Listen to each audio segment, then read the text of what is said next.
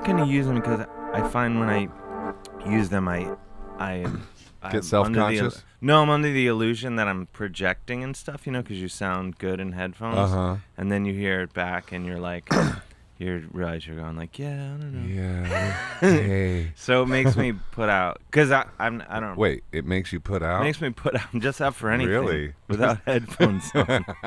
So. This is exciting already. Yeah, and it's not even 9:30. I know, it's so early.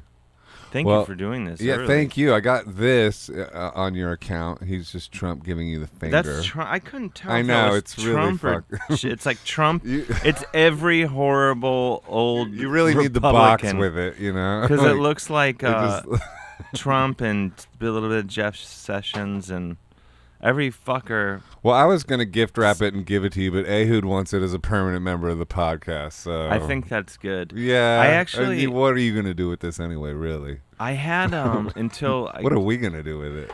Trump himself gave me in 2004. There was like herpes dolls. He gave me herpes.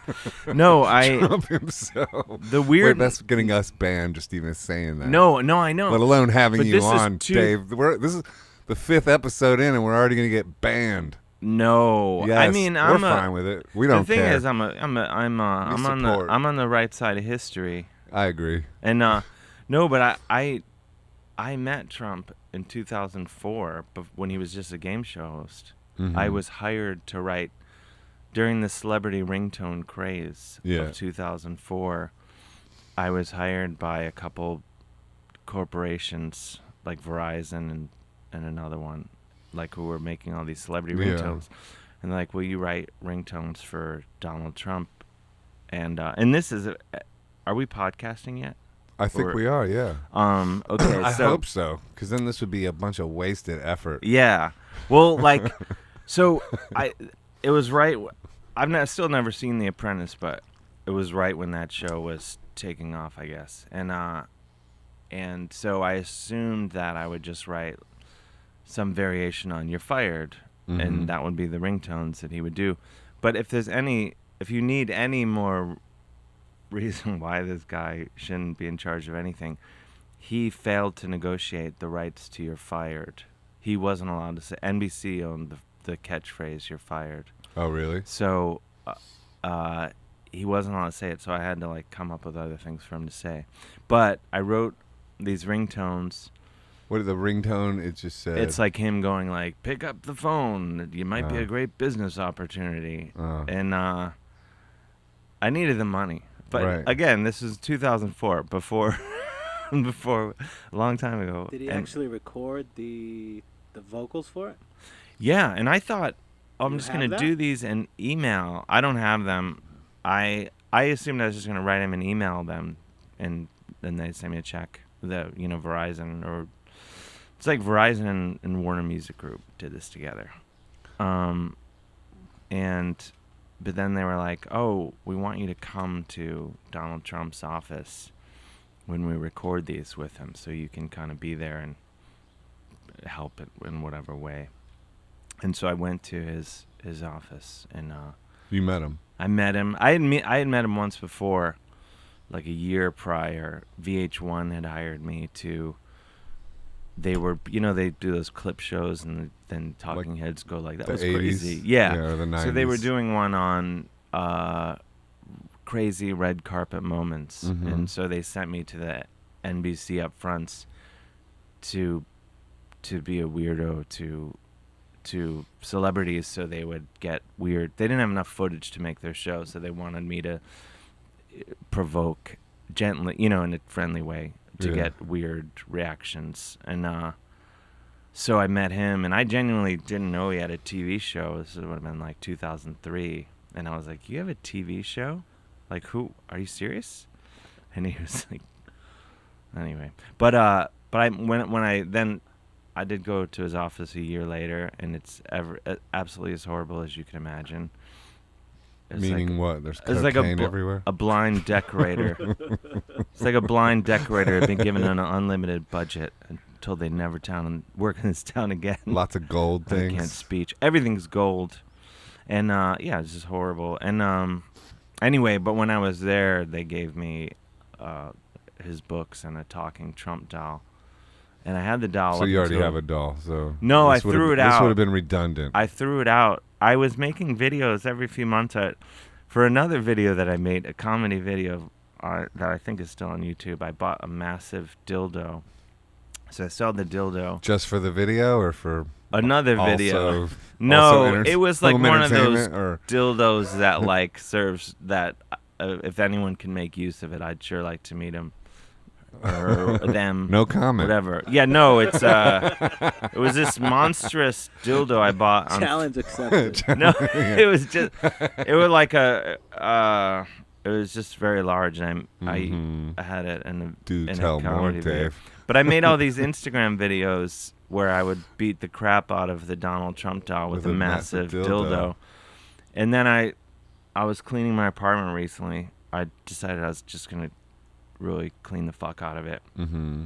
And my girlfriend had been like, the two most annoying things, because she's like, "Would you throw this fucking dildo out?" She didn't say fuck. She just said, she's a lady. She doesn't swear, but she's like, "Get rid of this dildo and get rid of this Trump doll," because like they're just two like are just annoying, weird energy. And I was like, "Well, I might need the dildo for one of my humorous comedy Yeah. videos, and I need the Trump doll so I can beat it with the dildo." And then it's like a month ago, I threw them both out.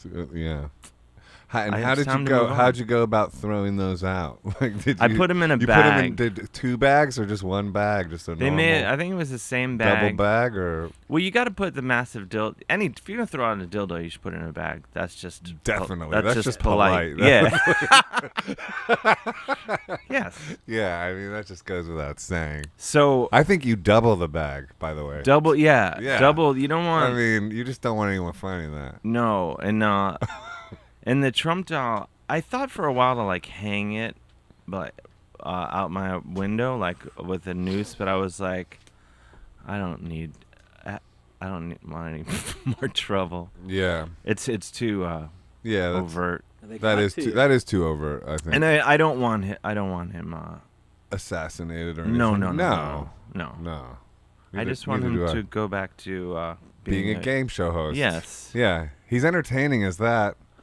I had no problem with him as that. I didn't. Yeah. Never saw it myself, but I'm sure it was fine. If the presidency was kinda a like- show, he's entertaining as a president. Yeah. That's true. That You is know, if- that is if it was undeniable. a He's a TV pretty show, good. he's He's a awesome. pretty good stand-up comedian. Yeah. That's. No? I think you're going too far. Okay, fair enough. Do you have any Twitter withdrawals? No, I mean honestly, how long has it been since Thursday? No, it's been over a week Uh huh. from suspended to permanent ban. So the day after Memorial Day is really what pushed it over the edge, as it so often does. And What your mama jokes? well, I had sort of backed off on the Imama jokes for a while, and then I just read them. Some of them, and they just seem like it's goofy it's fun. literally that it's was just the, crazy, like that gets you banned. I mean, I was expecting worse, to be honest, because he literally just sent them to me, and I was like, I couldn't even get through them because it was just like, okay, these are just mildly amusing your mama jokes. No, I mean, yeah. they're funny. No, but that's the the I'm not point. dissing or anything, No. but it's like, come on, it's like we're banning this guy for this. This is crazy. I mean, that was the whole point of them. Like they're not. and I bet you the people who received them thought they were funny. Like I Well, bet it was like. people were, I read. Oh, I read really? the People were replies. very angry, but And there some was of the replies were worse. Were like they were threatening. I think people just you. need to lighten up in general. I really, really do. On both sides of the political equator. Yeah, I mean, and I don't like it when people like even Alex Jones gets banned or things. I don't agree with that. I think I like freedom of speech. I just think it's like shouldn't be banning people off of out of the counties. Whatever, out of this county square. How do you say that? the town Town whatever. square, whatever. Like, But I just think what do you you think know. of that? Do you think Alex Jones should have been banned? I don't pay any attention to him, so I know he's a nut job, and I know he thinks that like juice boxes turn people gay, and there's Yeah, frogs that make people gay or something. I don't know either. I just don't follow him. I don't like the idea of banning people off of platforms, whether they're No. liberal or conservative. I think it sets a dangerous precedent, and No, I and agree it's with a slippery slope. And I think you could hate Alex Jones all you want. That's fair enough. Then just tune out.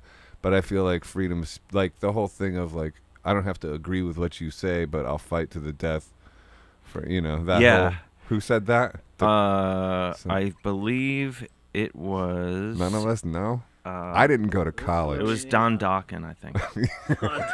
George Lynch It said was George Lynch It was said George it. Lynch, and then Ronnie Dokken, and then Dokken stole it from George Lynch, and that's Yeah, what broke up that is- Dokken. Yeah, that's why we. That's why we are where we. That's are why today. we're at where we're at. Remember that skeleton guitar George Lynch had? Yeah, it's was called. killer. I think Mr. Scary. I think. You're right. I know. Believe me, if this could be a whole other podcast. I could talk about Oh, no, George we're- Lynch and Dokken all day. Oh yeah, I like Warren DeMartini.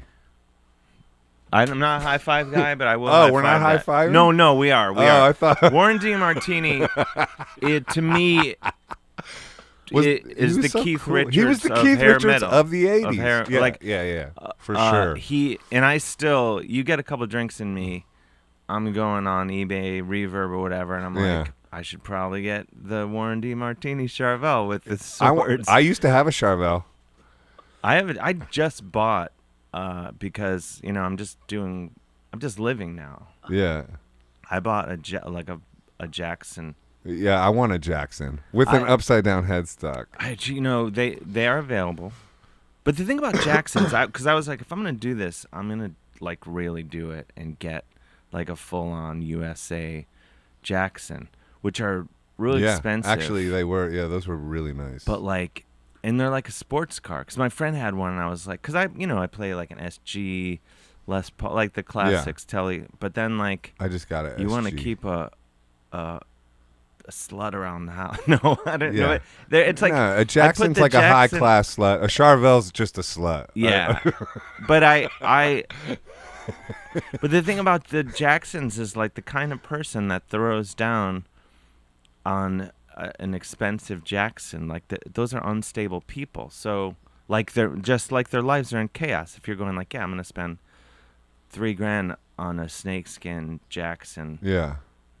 and then that same guy is gonna have to unload that Jackson one day for nothing Right. because he's That's- living on the edge, He's living a dream. and that's where I That's- strike.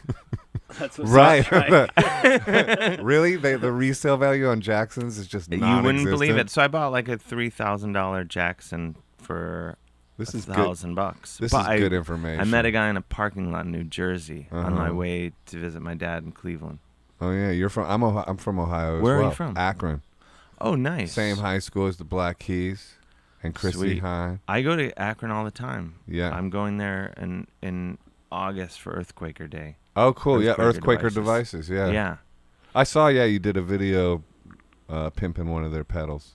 Yeah, I pimp. Sorry, I'm- dude. I don't know why I said it that way. It just came. It sounded good. It came into my brain that way, and sounded cool. I had a minute where I was like, it wasn't a minute, but like a second where I was like, don't say that, and I said it anyway. No, we're saying you know that pimping. thing? We're high fiving. We're talking about Jackson guitars like everyone knows what we're saying.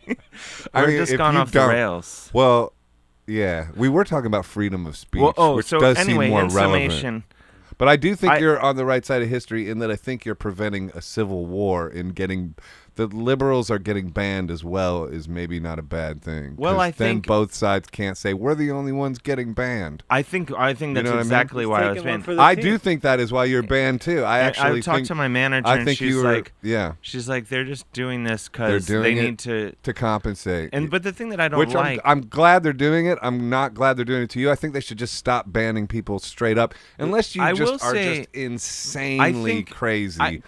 Which somebody would say, well, Alex Jones is insanely crazy. Okay, fair enough. And I'm not an Alex Jones fan. He might be a shill. He might be psyop. I don't know. Like it's all it's all a big he's conspiracy. a knob. I mean, Whatever. It does. It's just that as soon as he got banned, and I bring him up because he was like the first major like figure Well, to get he's Yeah. banned. all platforms. Banned on all platforms. I was like, this is wild. Like, and then I was surprised, and I remember I like instantly like Instagram tweeted or whatever like something about freedom of speech, and it was like crickets. Like nobody agreed, and I'm like, really? Nobody Well- nobody's spooked by this at all, and it just seemed like, and then one after the other, people are getting banned, and I'm like, okay, and then I got scared to even speak up. I'm like, I'm just gonna shut. Well, that's the fuck thing. up. Like you know, it's like anyway. that's kind of why what inspired me. I mean, there's a number of reasons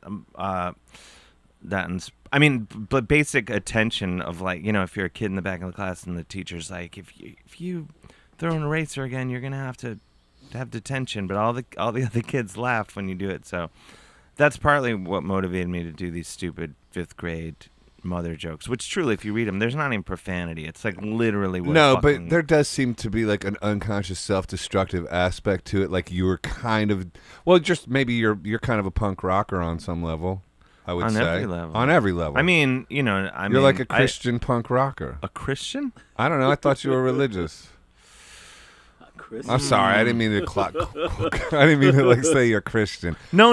I mean, And by the way, I'm Catholic. I wouldn't. Yeah, I okay. don't say I was raised Catholic because I think if I you think were. I think Jesus was a punk rocker. Oh, absolutely. Total I punk mean, rocker. like So I. it's I no think, diss coming from me I to call think you. No. I mean, I Christian punk believe. rocker. I'll say, I fully believe in the teachings of Christ. Me too. And that's what mystifies me with this. You know, fundamentalist, the right wing Christians. is Yeah, the exactly. Basic teachings of Christ, and I think you know. can follow the teachings of Christ as an atheist, as an agnostic. Yeah. I mean, Oh, absolutely. And I love Hinduism too. And Right. then when, you know, and as somebody who believes in the teachings of Christ, then if you like, you know, hardcore Christians too, if you practice yoga, think you're doing some kind of evil nonsense. And I'm like, really? Right. Are you serious? Because I think Christ was a yogi. totally. I'm going to go ahead and say that. Absolutely. And like, you know, and it all comes down to just basic, like, I remember being 5, 6, 7 or whatever, and being with my dad, we were like driving somewhere, and I was like, isn't like the whole point of every religion just be nice to each other and Yeah, just be good? exactly. And he's like, yeah, that's pretty much it. Because Yeah. I'm like, why are we going to confession and all these things? Which I guess confession would be a couple, Yeah. 7 or 8. But I don't. It's pretty much what I think today. I don't really think any differently. And why do people, like, when they believe in something, think they know it's true? Like, because I believe in a creator or whatever, but I don't know it's true. I don't, like, I like, tend to believe in Christ, but I don't know it's true. Like, and, Well, like, that's where same faith- thing with faith comes in, exactly, you know? but same thing with, like, atheists, when they know there's, you know, it's Oh, like, yeah. come on, none of y'all know anything. I know, You know what that's- I well, mean? that's Like, the why are thing, y'all like- acting like you know something? None of us know shit. You know what I mean? It's like you can kind of believe some stuff, and that's cool. And then, but you don't act like you know. Right. You don't it's, know. It's absurd. It's absurd. It's not. The science explanation is suddenly there was an explosion. And then I tend to believe something can't come from nothing, so my reason tells me there's a creator, and then my heart does too.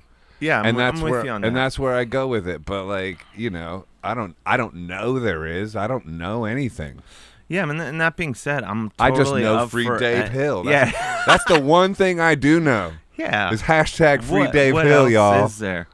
But yeah, I mean, religion. I'm up for anyone believing whatever they want, as Yeah. long as it doesn't fuck with Me too. anyone's life. Exactly. You know, and you know, As going long as back you're not to, hurting people. Right. I put my foot down. If you're trying to hurt someone, you're to me, you're evil. Mm-hmm. And I still forgive you for being evil because it was probably some fucked up shit that happened to you that made you that way. Right. But still, that's the only time I get judgy, is if you're trying to hurt somebody. Yeah, and Then I I'm don't, judgy. I don't understand like having the energy to.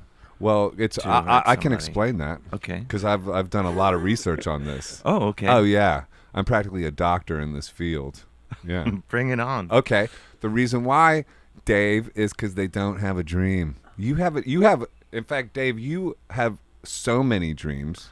Too and many you're dreams. Yeah, and you're good at a lot of them. Thank you. Within reason. All of you them, know. actually. It's hard to research you, dude, because you know, there's too many things to cover. people say that, but I think it's actually simple. Yeah. I'm just like every other comedian, doing stand-up, writing, Mm-hmm.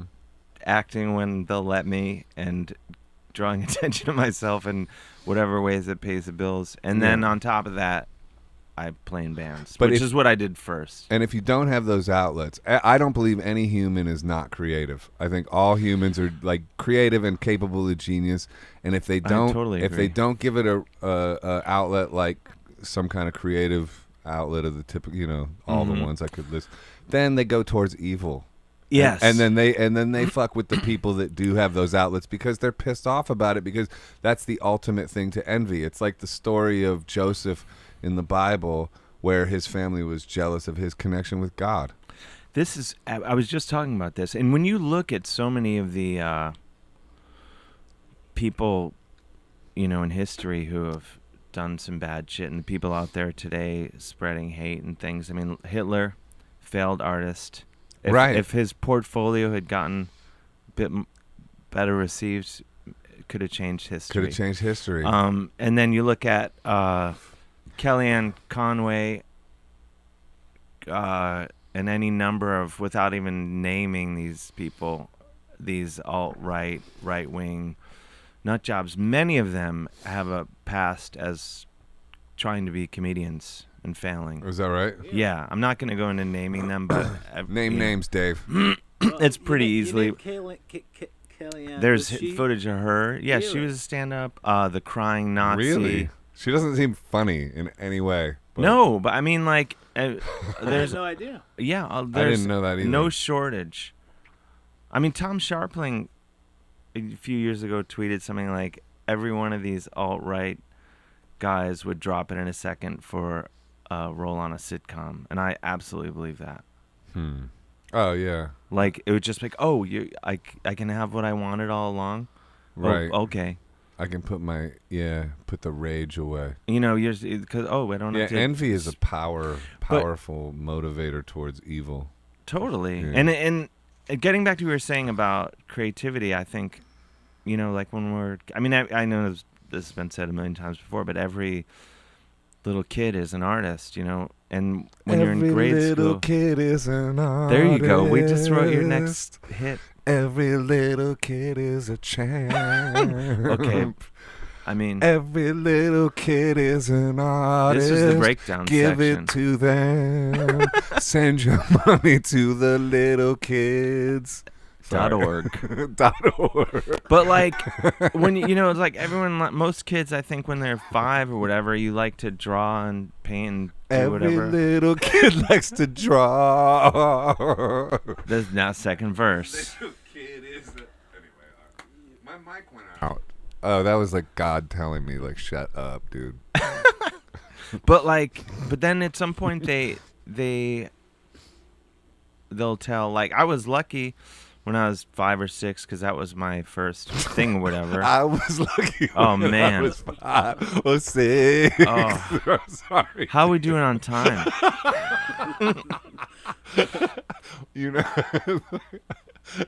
No, I'm sorry. Go No, ahead. but like they go like, oh, you know how to draw a turkey. You're the artist in the class or whatever. And then like every you know how to draw. every kid is Okay. like meant to is made to feel like, oh, I guess I can't draw because they told that kid that he's the artist in the class, and Yeah. then everyone kind of falls off. Yeah, that's which is true. what like. But when I was like 5, they were like, oh, Dave, you can draw. Yeah. And so I was me and like one other kid in the whole first grade or whatever. Were like, oh, we need someone to draw something for.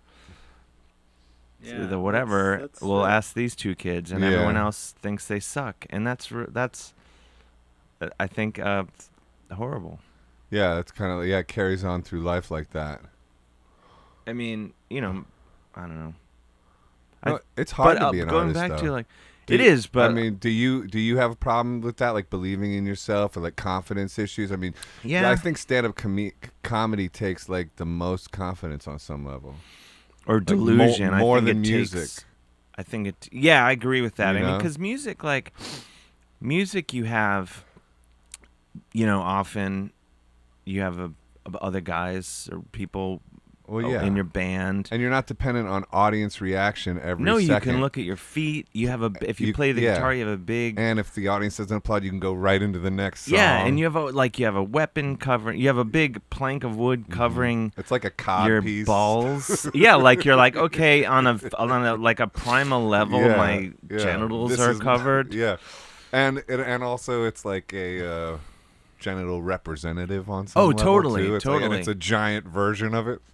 Yeah, well, that goes back to like a problem that I have with a lot of music today is I think at some point, I think every art, whether you're painting or you're writing, and whether you're a man, woman, or whatever, however you define yourself, the audience or the person reading or viewing or listening or seeing what you're doing, there should be at least subconsciously, like when that person walks on stage, whether it's a female folk artist or like a arena rock band or whatever the thing is, the audience should go like, oh man, I think they're trying to fuck me, like like the guitar. Yeah. Not that you're consciously spreading that, but like art is there's a sexual element to it, no matter what I think you're doing. No, absolutely. And- The creative energy. I mean, Yeah, it's yeah. creative energy. The It's like- life force. You kind of have a joke about it,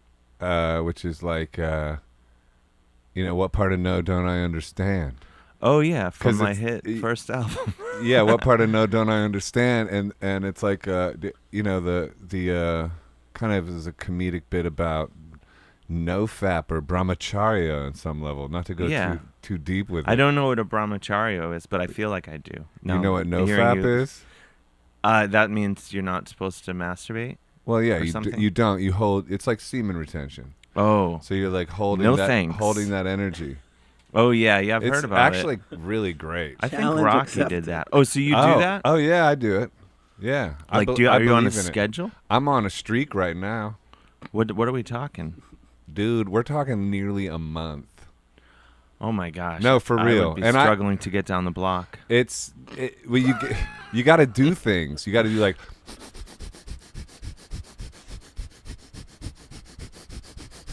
Breath of Fire. I Right. do yoga. I run. I box. I'm starting a podcast. I mean, how do you think I have the confidence to do this? That's true. I would be Well- like under my bed in the fetal position crying right now if it wasn't for NoFap. I agree with that. Like if I have a show, I mean, like like in Rocky, there. Like in Rocky, yeah. But I think it's the same thing. Like I would not. I want to retain, but if I have a show or something, or any sort of performance, Right, like you're not going to do that right before you go on stage. No. Then you just be like, because I'm going to. I'm saving that for Yes. I'm not going to ejaculate on the audience, literally, but no. I want my energy to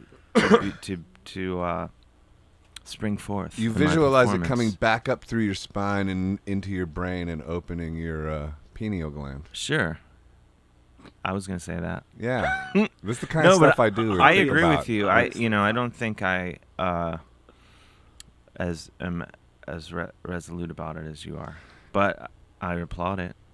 Well, yeah. Me I too. mean, I don't need your applause, Dave. I know you don't, which that's why Because I practice NoFap. I know. No, but I think you're right. And I think it's. I've gone down those YouTube healing modality rabbit holes, and, Well- and it takes you to NoFap. It land. eventually all roads lead to no Well, fap. it's all the same road basically. It goes back to energy. Yeah. But the same thing I'm talking about with performance goes chi, whatever you want to call it, the life force, Yeah, it's that. the now. So now, what's it like? What was it like being on Priority Records, by the way? Oh wow, you've really done a deep dive. Deep dive. Oh, well, that's Ice Cube's label, right? Well, he was on Priority So to me, that's Records. huge. It was huge. I and mean, actually, it was really cool. Me and my friend, who I was in high school with, I had like one friend, and we would play his Charvel and Jackson guitar at lunch every day. Oh, your friends, not Ice Cube. Not Sounds Ice like Cube, but then we done would it. also listen to Ice Cube. I don't know why I connected them, but there was Charvel guitars and Ice Cube was like my high school. That sounds like a paradise to me. And then we were nerds. But Well, so what was it like, Priority Records? Well, that was my first band. We were signed to Priority. It was primarily hip. They they distributed Death Row Records for a Yeah. while. They were fully like Snoop, NWA, Ice Cube, and all that, sort of stuff. And so, but there was an era in the 90s when they were like, let's sign some rock bands and see how that goes. Oh, I see. So So they you weren't s- doing kind of like a rap thing? No, Oh, no. okay. I'm from the suburbs, So? east side suburbs What about of Cleveland. Eminem? He's got it covered. Midwestern. He's got it covered. I think if someone has something covered, I'm not gonna.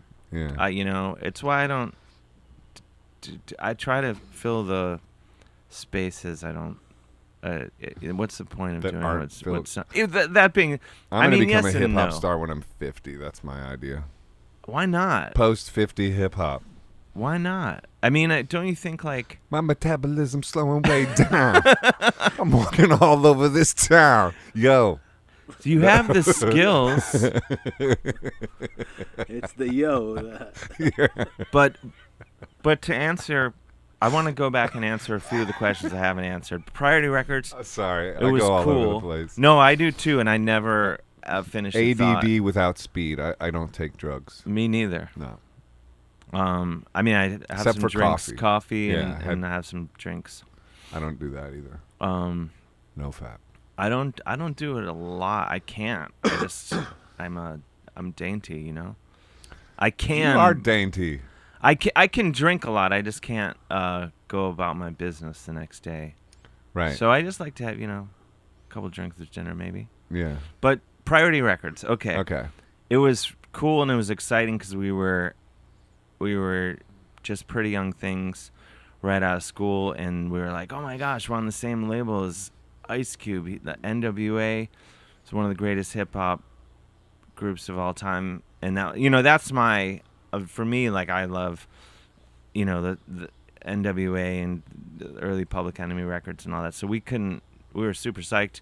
We tried to get Ice Cube to be in one of our music videos, and I think they asked, he had sort of like a spiritual advisor named Brother Ron. I believe word at that the he time. went through like a kind of a Muslim thing, right? Yeah, so this I is during I that remember time, and I think they asked Brother Ron, if I'm getting that name right, and he said, Yo, Brother Ron. no, thank you. And Brother Ron which we suggested he doesn't do respected. that. Yeah, because we were like, yeah, good for him. Like, he's not going to cheapen himself by being in this video by a So bunch you were of guys. testing Ice Cube's credibility? Yeah, I was like, well, you passed the test. We respect you even more for Yeah. saying no. But I wish I wasn't a people pleaser. he. Anyway, that was an aside. Keep going. Now I'm thinking about that. But anyway, sorry. but I did meet the Lynch Mob or the Lynch Mob. I did meet those guys. But so answering your question about Twitter withdrawals. Wait, where are we? Where are we? Okay, let's I'm go with jumping Twitter around. withdrawals. Go for to it. answer your I like you asked jumping like around. 20 minutes ago. But I feel like it's important. I think it's great because the only thing I cared about Twitter for really, where I'm kind of like, I would like to have the option, is to be like, hey, Denver, still a few tickets left to my Denver show. Well, of course, dude, that's why I'm this. Yeah. That's why I'm legit this, because, dude, you're an artist, and anyway, I just think deplatforming sucks. Yeah, and I have a book coming out. Yeah. My third book is coming out October 8th, Parking the Moose, Penguin Random House. And I can't tweet that, even though you can pre-order it now. Plug it. What Plug about it. recruiting some like Is famous John friends? Oliver going to help? Free Dave Hill, I John don't Oliver? think I have not pestered him about this. Because you did write the greatest theme song Of all time. of all time. Pretty much. I'm serious. It's really good. Thank you. That's so and nice so to John hear. Oliver, But I feel you shouldn't Hook your pester brother- him. He should be on hook top a of brother that. up. Well, the thing with Get on the right side of history, John Oliver. but the thing is, Free Dave I Hill. think in a direct, I mean, I will say I've been thrilled with people's support of because for that reason, because I think it is bullshit that I can't. It is bullshit. I can't promote. I mean, I have Instagram and Facebook, and I think ultimately the way Twitter works and the algorithms, I don't know how helpful it is in spreading the word about anything. It's But it would be nice to have the option as Of an course. artist, and Yeah. hopefully I'll get it back. But I don't. I think me being banned, like Dave Hill was banned, it's like, who cares really? I care. You care? No, I mean, I care a great deal about it. I care. All kidding aside, I actually think it's important, and I think it's very. I actually care a lot about it. In the big picture, in the way that I think you're saying, in the big picture, Yeah. the dialogue about it and what it represents and what's happening, I think it's super important. It's very important. Is it important on the micro level of this comedian who has, can fill a basement anywhere in the world? Is it going to hurt my ability to travel the world and play in little theaters and basements? No, I don't think so. But you're still building you're still building, and that's the point. No, I agree, and I think it's absolute bullshit. And you're just entering your prime, Dave Hill. This is true, and it does bum me out on that level. But, most people have, on that level, been like, just like, fuck that, Twitter's, some comedians I talked to, like, I can't remember, one friend was saying, this other guy, what gave some interview, and he says, like, that platform is going to, like, crumble for artists because it's not a healthy and safe place. Because you say one thing and people use it to try to destroy you. They get you, because, Sam Cedar, a great comedian and radio host, he made some harmless joke years ago, and the right-wing nuts went after it, dug it up from 5 years ago, and said he said this, made a joke about having sex with a child, and it was obviously an absurd joke. It's just satirical. It was not, and he got booted from a show that he was a regular pundit on, and I think they eventually had him back, but it's like people are so quick to it's quick judgment, and it's absolutely no trial, it's just no jury, and and that concerns me, that because like people that don't know the absolutely ridiculous and hilarious and stupid, like intentionally stupid thing that got me booted might assume like, oh, well, he must have done something really bad. No, that's why I was like, when I read the tweets, I'm like, are you kidding? This is like, How we're many too sensitive followers for did you this. A little over 55,000. That's a lot. That's a lot. Should be And 55,000 outraged people out there. Yeah, I mean, Yeah, people. You know who's people been are afraid to speak up. Because No, you know. No, comedians. Almost no comedians Yeah. have said a word about it. I know that's weird. And like and I saw that Tom Segura follows you, right? Tom Papa, is But that? do they is know? That is that him? Yeah, a lot of them know, but Or no, Tom Papa's different. No, Tom Papa is a great friend of mine. Oh yeah. Well, we're here to spread the word, Is but he- do people know that you got banned if I they don't follow you on Instagram? For I instance? think probably most people are like, oh, he got, because a lot of times comedians and people get suspended. But your and manager, it blows your over. manager did say, "Hey, they're using you as a sacrificial lamb." That was discussed. She thought so, yeah. Yeah, I think so too. So, but no, like I think probably most people don't know if they're that it's permanent. I only know because I follow you on Instagram. Like, if you would have Yeah. disappeared off Twitter, it would have been he's taking a break or Right. And I think that's probably what most people think. But I was talking to a comedian friend of mine yesterday, and I was like, what does everyone, because the paranoid comedian mind goes, does everyone hate me? My friends all hate me? Yeah. Why didn't they tweet about it? And he said, I did and some other people did, but like I think the majority of people were like, whoa, I don't want to touch that because I don't want to get in trouble. I know. It's weird. That's the point. Like, I'm like, man, are we That's Americans what the or culture what? is created. That's what I'm saying. It's time to like start, getting a little bit more bolder about all this stuff. Because if when they come for you and nobody's, when they came for Dave Hill and nobody spoke out. Yeah, but Right. It's almost Like, similar to what you know. happened to Kevin Hart when they dug those tweets from so long ago, Yeah, and but- he's like, I'm having no part of this discussion, and he Right. sort of took himself out of it. He can afford to do Yeah, that. I'm though. saying, Yeah.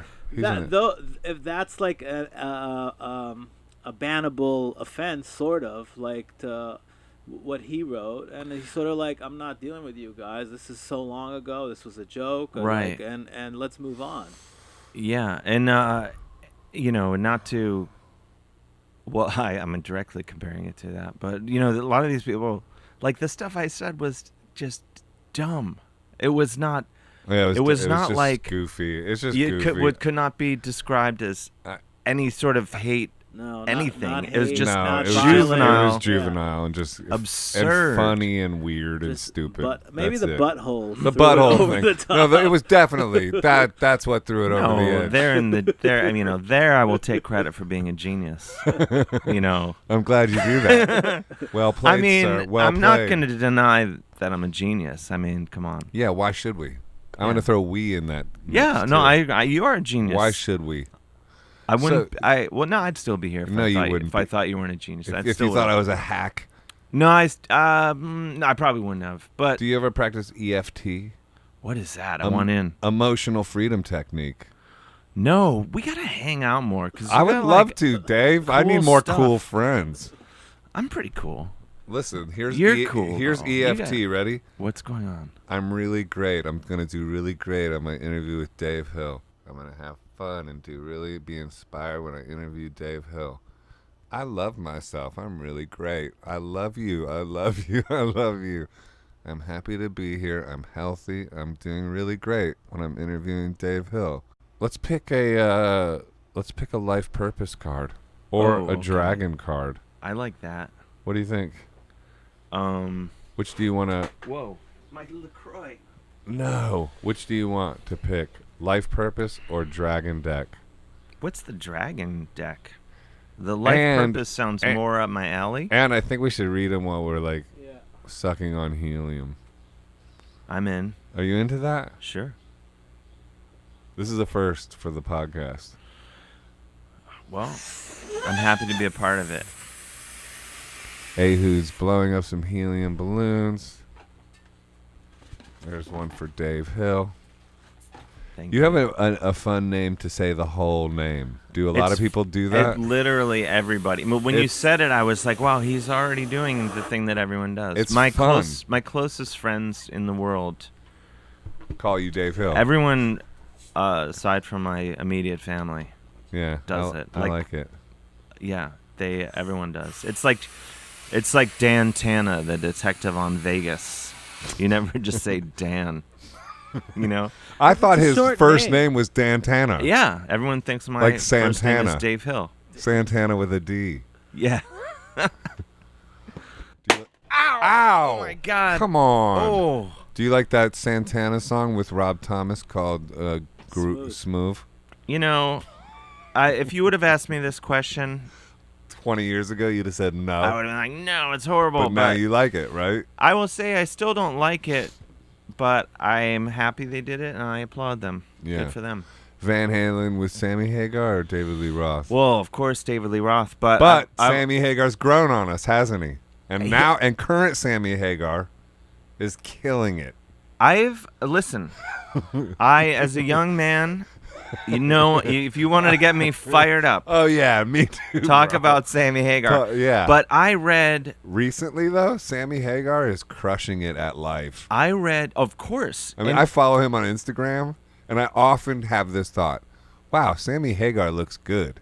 And he's holding a 70 years margarita. old. And he's 70. I bet it would be Like- super fun to go to his house. Yeah. I want to And- hang out with Sammy Hagar. I'm putting that out there right now. I do too. I want to hang out with him. I And wanna- Michael Anthony. They're having fun. Totally. I I would- used to think it was Eddie Van Halen, but now it's like I want to hang out with Sammy Hagar mean, and Michael everything I've Anthony. heard- No offense. I mean, Eddie Van Halen's the greatest of Well, all time. Oh, absolutely. Come on. Absolute genius. But Genius. everything I've heard, if you're gonna hang out with No, any Van it's Halen Sammy. members, you want to go Sammy and Michael. I want to go Sammy and Michael. I read Sam Hagar's autobiography, R-A-D. Oh yeah, And, I think I read that too. well, I did read I that, read- and it's good. Sorry, I keep interrupting. No, it's you. good. Well, I read Crazy from the Heat, of course, because that's David Lee Roth's book, of course. I don't think I read that. Well, get on it. I'd like to hang out with David Lee Roth too, to be honest. I know some people who have, and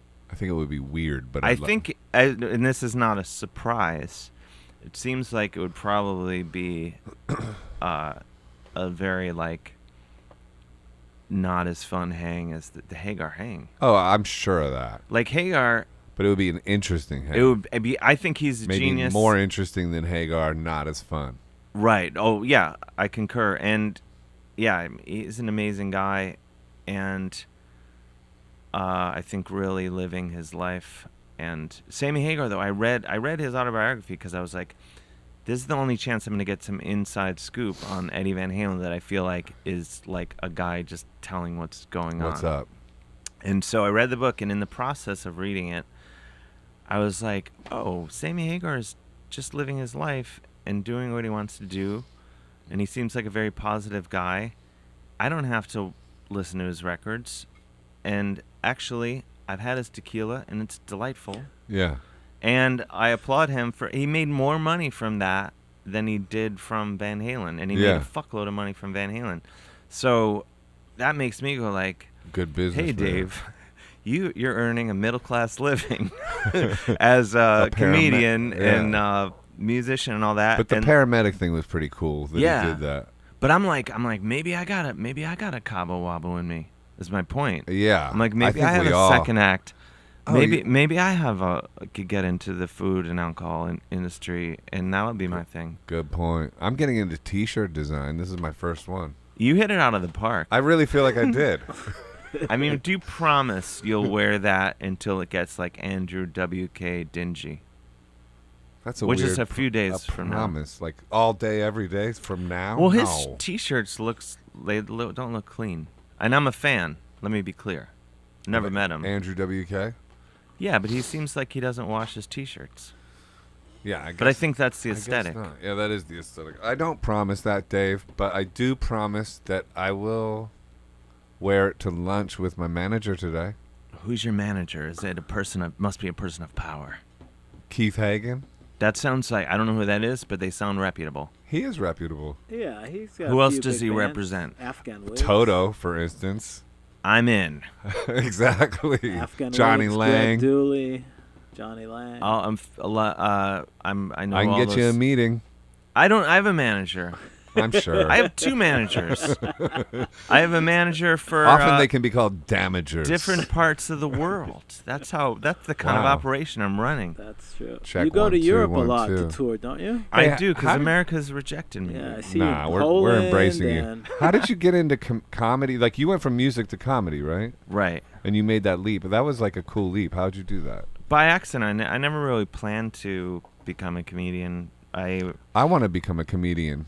Everyone's doing it. I know. It's very true. Literally everyone's It seems doing it. like a fun thing to do, and you don't have to well, pick. doesn't it go with the stage banter for comedians, for musicians? Yeah. I mean, that was it. Like, cause I played in bands, and then I started reluctantly singing in bands, and I would banter in between the songs, and I was like, oh, this is as much fun as the music part, and I enjoy that part. You've done comedy as on much- stage as a musician. Yeah, but I always fall back on a sensitive song. I wanna go without the net sometimes. Oh no, but that's the power move. They're like, he's funny, and Okay. I bet you. I mean, you. So keep the thing on. Oh my gosh, that's like a Jedi maneuver, basically. And now This you. interview's made me pregnant. I Dave. know, pregnant with possibilities, but like Smart. He's an author. I mean, come on. Well, that Yeah, was you write essays too. my sister's a journalist, and she got me into. I started writing for the Cleveland Plain Dealer, and I realized like, I don't really care about anything but getting a couple jokes into this article. You know, I'd write like, there's a new sports bar that opened, and I would write like a profile on that, or I would go to like a Civil War reenact. I was like, I guess soft news, human interest type things, and I would try to throw some jokes in.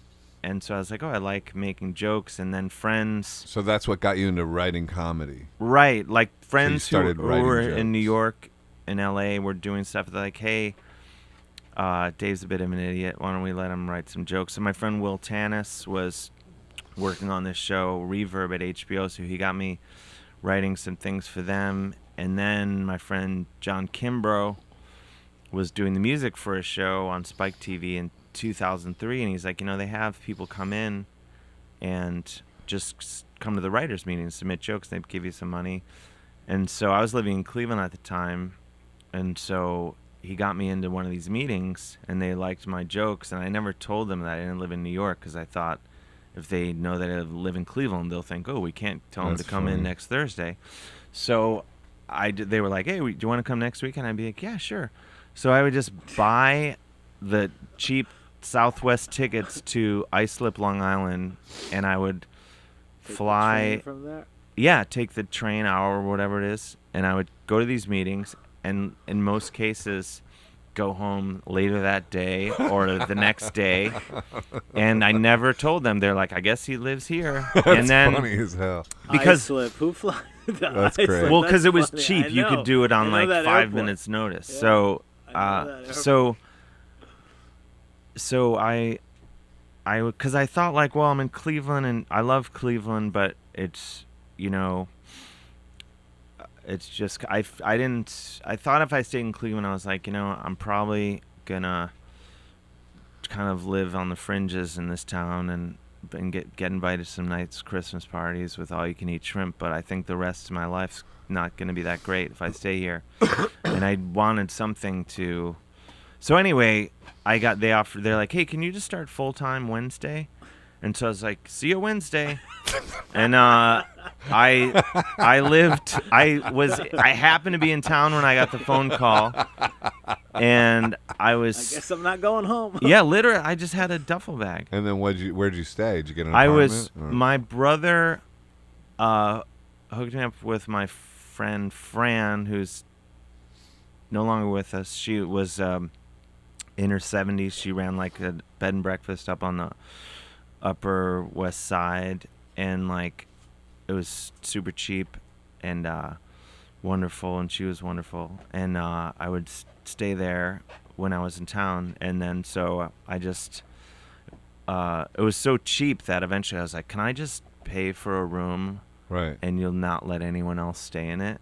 And she did. And so I had an apartment here, but technically, I guess I had this little room. It was like servants' quarters of this big, sprawling place on the Upper West Side. That's great. And so I was like, okay, I live with you now. So I lived with my friend Fran, like 77 years old. And I just started this job. And then that show got canceled quickly. I started writing in VH1, and I was sharing a room with a friend of mine, Tony Carnevale, a writer, and he's like, I do Tony this show. Carnevale. Yeah, who he's totally not that guy if you meet him, Hey, but he has that Tony. name. Tony Carnevale. He and another comedian, Sean Taylor, did a show in the back of Parkside Lounge on Houston, an attorney, and I went there, and he's like, do you want to just do our show? And I'd never done a comedy show before, so I was like, sure. So I just went over there, and I didn't have any jokes or anything. I didn't have an act. A lot of people you would just argue. got up and a lot of people would argue You I still no don't. longer have an act. I still don't have an You act. still don't. Hey. Hey. Hey. I Do couldn't it. even phrase the insult to myself properly. But Hey, you really are falling off, Dave Hill. I know that's too early. But well, you're the one that wanted to do it this early. That's I know. why I'm so amped up, because I drank about 8 gallons of cold brew iced coffee. I couldn't. I just couldn't. My nights. Anyway. Okay. But so you fell into it. so I did it. I just read like literally from my journal. I just printed out a page and read my diary basically. Yeah. And now I'm an legit- obscure Do you still do Z-list that? celebrity. Come your- on, in your quit show? being self-depreciating, because you're going to manifest that. You got to start manifesting other things. I gotta manifest good. Yeah. I'm into manifesting. Ho'oponopono. Do you I know gotta- that? Ho'oponopono? No, we gotta hang out. I want to hang out with you. That's why I'm trying to Hanging out impress right you, now. Dave Hill. I was already a fan. Well, we're gonna. I was we're already, gonna be like- we're gonna be BFF now. I was I don't know like- about that. Might be too far, but we're gonna be friends. I was maybe like, it'll I go was somewhere. like, he hangs out. Yeah, I'm not cool enough to hang out. Are you Okay. kidding? I thought that about you. See, guys, this is a lesson. You are good enough. No, Ho'oponopono is a Hawaiian prayer. I love you. I'm sorry. Please forgive me. Thank you. Do I say that to me or you? You just say it to everything, God, yourself. You imagine God saying it to you. You say it to everybody in your life. If I honestly, within I might within start yourself. crying. Let's do it. Let's do it. Let's do a round of it. Ready? What is it? I love you. I'm sorry. Please forgive me. Thank you. I love you. I'm sorry. Please forgive me. Thank you. I love you. I'm sorry. Please forgive me. Thank you. I love you. I'm sorry. Please forgive me. Thank you. I love you. I'm sorry. Please forgive me. Thank you. I love you. I'm sorry. Please forgive me. Thank you. I love you. I'm sorry. Please forgive me. Thank you. I love you. I'm sorry. Please forgive me. Thank you. I like this. I'm honestly Yeah. getting a little watery because Yeah, well, it's powerful, and it's meant to like empower you there's a doctor called Dr. Hugh Lin who applied this to a whole psychiatric hospital for the criminally insane in Hawaii. He would just read their files. The concept is you take responsibility for everything that goes into your field of consciousness. So if somebody's abused you or traumatized you or wronged you in any way, you still take responsibility. You still like sweep that prayer over them, over everything. It clears out old negative programming and it allows you to live from inspiration rather than from memory, and so that you can start manifesting a greater version of reality rather than manifesting your same old reality over and over again. It's really powerful. And I've been practicing it a lot. I sometimes how often do you do it? every day a lot. And I sleep and I have like there's mantras on YouTube. If you're not banned from YouTube, I don't know. I'm not banned from can't YouTube. keep I'm up only with- banned from one platform as I know. today. But you should look into it because it's real great. I want that in. one. That one, EFT and NoFap. This is like your homework assignment. Okay, I'm into them in that order. Yeah. No, I no, get no, it. no. I Me want too, by the way. I'm totally in. No fap I'm was on last? board. I Yeah, do, of course. I do transcendental meditation. Oh, you do? And I Like- find that to be very helpful. Do you do that? Are you pretty disciplined with it, or is it? I need to sporadic? get better, but I'm pretty good at it. Yeah, and that's cool. and it really and you know, a lot of people stay away from it because it's expensive, and they're like, I don't want to spend this money. But my thinking was, if it works, the money will be worth it, and I Yeah. won't give a shit. And if it doesn't work, I'll just write an essay about how much I suck at Yeah. meditation, and I'll write off the expense. Yeah. That's, And so I that's a was good like, idea. I can't lose with this. And How'd you get into essay writing? Because your sister? Or? My sister Miriam, really has been in my whole family, very supportive in different ways. But she That's very especially was fortunate. like, pardon? That's very fortunate. Well, I mean, definitely like in different ways is a key phrase. Okay. I feel you. But my sister, when I was sort of sleeping at my parents' house and sleeping at my sister's house when she still lived in Cleveland. She lives in Australia now. But she, and sort of the dawn of when people got the internet, and we didn't get it until like the late 90s. When or there was whatever. just AOL and Persian Kitty. Yeah, you would get. Remember that? I don't know. That sounds like a. It's like the first like porn an site, adult. like, oh, I was like, that Yeah, it was sounds just like pictures. It was just AOL and Persian Kitty. That's how I remember the So, internet. like, we got AOL at her house. I was living with her. This is 20 years ago or whatever, and I didn't understand. Neither of us understood that you would have more than one email address. We thought it's like having a landline. You have an email address for your home, right? Yeah. So we had just one email address, and we shared it, and we would Wow. check it like you would listen to the answering machine or Right, whatever. okay. So as a result, we were just reading each other's emails, like not in an invasive Yeah, way, exactly. but in a way Just, like, in- hey, to make sure who's it for. Carol's coming to town. She wants to grab lunch or Yeah. whatever. Yeah. And so I would write these silly emails to friends, Uh-huh. and she and her boyfriend at the time would read them for entertainment. And I wasn't saying any. I was just whatever. They were just. It was light. And so she's like, you should. Have you thought of being a writer? Like, you could do this pretty easily. And so she got me into a pitch meeting at the Cleveland Plain Dealer, where she was working as a reporter at the time, and that's how I started, as a journalist. What's an essay? I know that's a weird. Whatever you want it to be. Is that it? It is, right? It's just. Is it it's a certain length though? It's not like an art. It's. I don't know. What I makes tend it to think an essay? I tend to think it's just short form prose, Okay. short form Nonfiction. nonfiction prose. Really, I mean, like obviously, Does it David pay by length? Sedaris.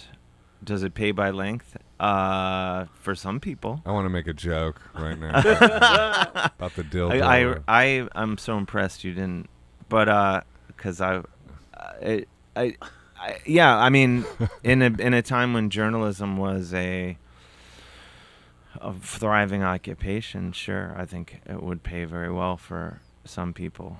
But yeah, but yeah, I was like, I mean, going back to being in New York, I think for me, being here, all of a sudden I was meeting people that were doing the things that I thought like, oh, maybe I could do that. So like, I started writing for this TV show, and I became friends with this guy, Stephen Sherrill, who had been a writer at David Letterman. And I was like, oh, this guy's sitting right here. He does this thing that I would dream of doing. What, writing comedy? Yeah, like he wrote for David Letterman, like one of my heroes. Me too, big time. And then like, did you ever get on Letterman?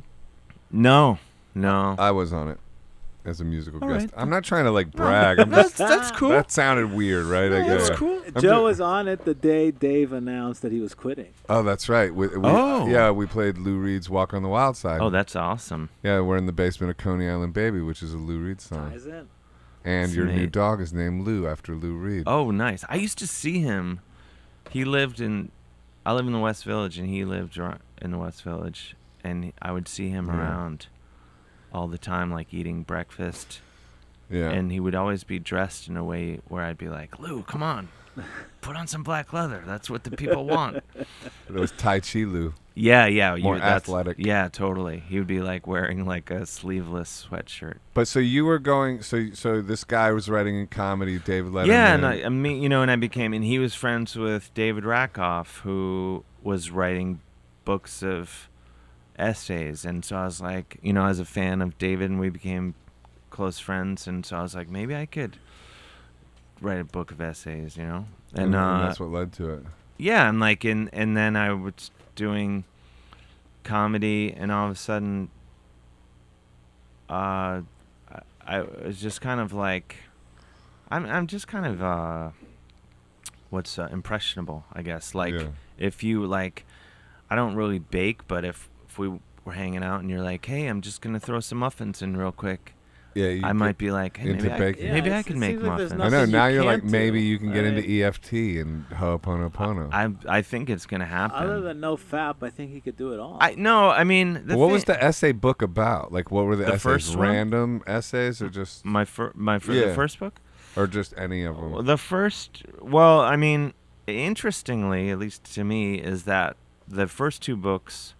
First book is called Tasteful Nudes, still out. And then the next book is called Dave Hill Doesn't Live Here Anymore. And I like that title. in retrospect, or sort of as I finished them, they both absolutely sort of mirrored the arc of my therapy sessions. And I know that's like, some people are just cringing. I'm not, But I'm getting inspired. Like Some people's cringe is other people's I would inspired. finish books and I would be like, oh my God, this is like, it is totally like a companion piece to my Therapy. To your therapy. So they would So- be personal kind of things? Yeah, Did yeah, you show you them know, to your therapist? Revelatory. Pardon? Did you show them to your therapist? Yeah, he's read both of them. I gave them to him not expecting him to, but he did.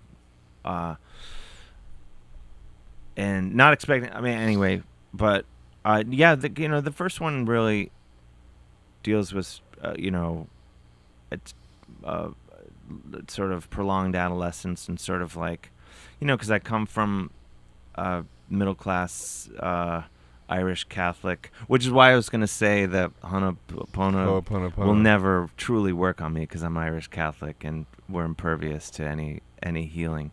But Really? I don't think so. Not entirely, but a lot of things. Why is that?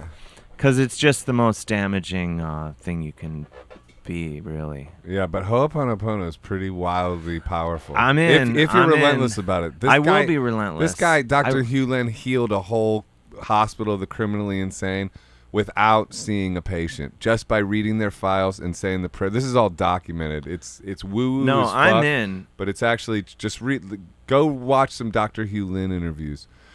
I'm on in. YouTube. I'm in on all this. Yeah. I just realized, too, we did this helium thing like 500 years ago, and people watching this are probably been anticipating us doing this the entire last like 30 minutes of this. I know. Well, And it's that's like got to be like driving some people crazy. Like, when It's- are they gonna do that? They've been sitting there holding these balloons. it's like the power of a banjo on stage that never It's gets like- played. You know. Yeah, it's like. So let's. Wait, no. I Oh. gotta. See, not- I tried to relieve your stress. No, but I wanted to answer your Okay. question. My books. The first one's basically about.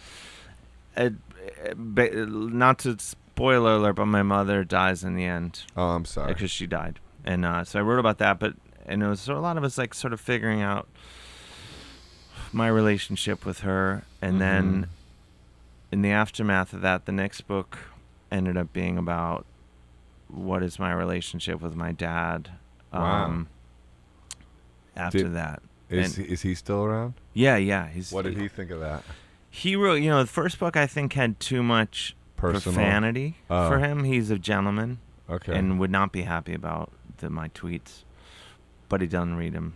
And but the next one I know he read, and I made an effort not to swear as much in that one. But I mean, did you talk about like being mistreated in any kind of way? No, or- because no, I it was none wasn't. of My that. parents were awesome, and I was never. Mistreated. I mean, I think there's unintentional stuff Mistreatment. where you're like, for me, like, because I come from, my dad was a lawyer, my mom, they're practical people who want you to get a job Yeah. that you will be okay and make a living. So, but Yeah. I was always like, I want to draw and paint and write and play guitar solos, and now I tell jokes. Like when I became a comedian, they were like, oh God, Right. this fucker is never Never gonna gonna- give in. Yeah. And but then that became the thing where like, oh, he makes a living now. So Right. they're like, he's not calling asking for money anymore. Right. So I think they're like, that's cool. But So the essays were quite serious then. well, I mean, no, there's a lot. Not comedic. They were. I mean, the idea would be that it would be enjoyable and hopefully there would be some laughs, but I could talk about serious things. But Okay. But there's other stuff like, coincidentally, I talk about, I've done stand-up in prisons a number of times and Yeah. played music in prisons. So the first book, I talk about That's cool. performing at Sing Sing. And then Oh, you did that? the next book, I played guitar in a couple Mexican prisons. So weirdly, there's two essays about being in prison. Oh, okay.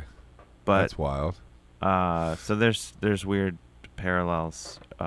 That's unusual for a comedian to be able to do stuff without irony. Because I find that like most comedians, if they go into music, they usually have a sense of irony with it or something like that. Well, or like, it was hard. or like writing essays or something to be able to be a comedian and then also write serious essays. That's kind of Well- like ambidextrous on some level. I think with the comedy thing, it was hard because, when I started comedy, most of the musical comedy I was seeing was like 3 chords and a fart joke. You know what I mean? Mhm. Like, there's some people that were doing, like, I think Tenacious D, I love them. Right. Flight of the Conchords, obviously. Right, they're great. They're great. But a lot of the stuff I was seeing, around town at the shows was just like silly. Silly stuff. And I genuinely love, I have great respect for the majesty of rock and roll and yeah, of course. the guitar. You're good at it. For a Yeah. long time, I was like, how do I, because then it's sort of like with comedy, it's like, it's not funny to be good. Right. But then one day, I started doing shows. And you were using a loop I saw on one show too, like Looper or something. Yes. Like really pretty guitar work. I started to do that in lieu of like now, like I love when there's a house band, like I'll do Wesley Stace's Cabinet of Wonders at City Winery, and gestured to Ehud, Mr. Ehud. City Winery. Yeah, he's and- always on the bill. Oh, And really? What so- what is that? Always- What is that show? It's Oh, a you should totally bunch do of it. musicians doing covers and different arrangements. I wanna do it. Yeah, it's a but there's fun night. comedy and you'd be perfect. Yeah, there's Okay, cool. writers, there's comedians. Let's do it next time. Let's Yeah. do it as like BFF next time. Totally, we should. Let's And- do. Maybe we'll do like one together. yeah, totally. Let's I do mean, like a that's what I riff do, off like- Simon and Garfunkel or some duo or Yeah, something. like I've done, and I'll do shows with like Rhett Miller, Oh, he's cool. I like Rhett. and then I do Live from Here with Chris Thiele. Shout out Rhett Miller. And Live- yeah, Live from and Here is like really playing. Chris Tilly? fantastic. Yeah, Oh yeah, that's and cool. so, But all those shows, there's bands and people to play music with. So I started playing the guitar with those guys and telling my jokes. And then I realized, like, well, one way to be funny with guitar is just start right hand tapping. And that's we get back to Eddie Van Halen. Right back to So where we began. all Right back to comes back Jackson guitars. Yeah. Right back to Charvel. Yeah, it's all comes full circle. Full so circle. I realized, I was like, no, the joke is not being bad. The joke's It's being good. really good. Yeah. And overplaying Uh-huh. and being an idiot. And Yeah. so that's kind of that's when I really started combining 'em. And I use the looper pedal when and there's not a band. I prefer there to be a band because it's more fun. But Yeah. and then also, I've since opened for, like, I opened for Broken Social Scene Oh, a right. couple weeks ago, and that was super fun. Opened for Ryan Adams a few years ago. Doing like comedy Yeah, and just doing guitar. stand-up. Right on. And you were in a band I with opened Moby, for right? Snoop Dogg. Were you in a band with Moby? Yeah, we had a band Did called you guys Diamond did Snake. you guys date? We did. Sorry. Sorry. I was just like, wait, we can edit that out. should- too. No, you don't have to edit it out. All right. I know what I'm But like. then- I might want to Name edit that one checking. out. You're also a big metal dude, right? The biggest. So how, Wait, is before that- we go to metal, can we do this thing? Because Yeah, I'm yeah, sick yeah. of We holding got this to. My thing, and balloon's it's almost like, out. but I do want to talk about metal. Please. Huh? I could do that all day. The helium questions. No, we're doing it with Okay. Oh, we could do. Should I do helium questions? Now let's do I want to do this with the pick a Yeah. card. Do Okay, we have so is this enough? I'm gonna give you more as we go. More along. helium. Okay, It's thank not you. enough. pick a card, then suck the helium, and then read it, and then we interpret it, Wait, pick the card, suck the helium. Okay. and then read it.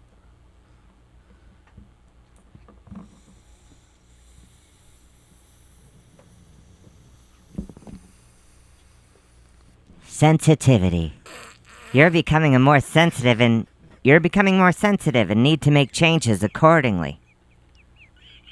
It's not wrong. What do you think it means? I can't tell. It's okay. It's going away. Suck more helium, I guess. Okay. Okay. Well, I read the card. Do I just comment on it? Yeah, comment on it. What do you think it means? I think I am becoming more sensitive, but not in a damaging way. I think in a way that can hopefully enhance my life and the life of others. That's the hope. That's great. You will see. Yeah.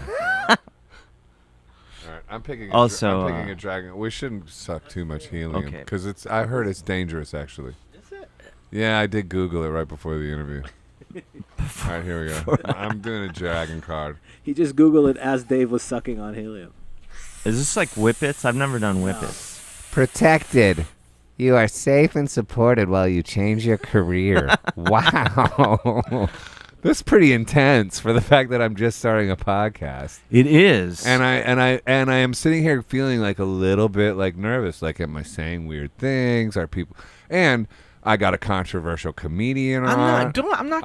Okay, I controversial. know. If but mother I'm jokes are I'm controversial, hyping you up on Thank that you, level. thank You you. know, but like, Just say I'm a nice. you are. You're young beautiful. man. You're great. I'm fully supporting you. Dave is the best. I agree. All right. You guys are the best. Oh wait, Ahu, go. You go.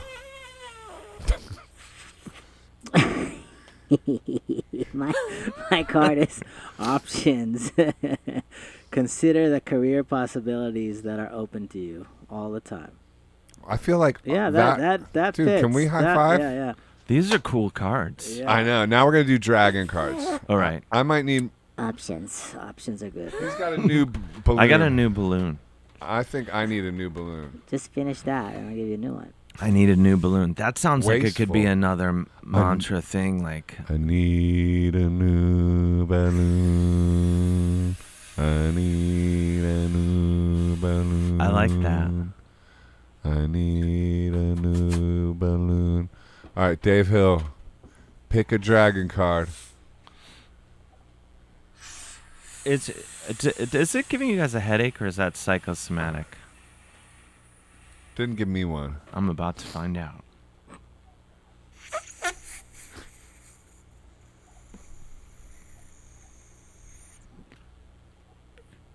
Golden Atlantean Dragon. helps you remember the wisdom of golden Atlantis.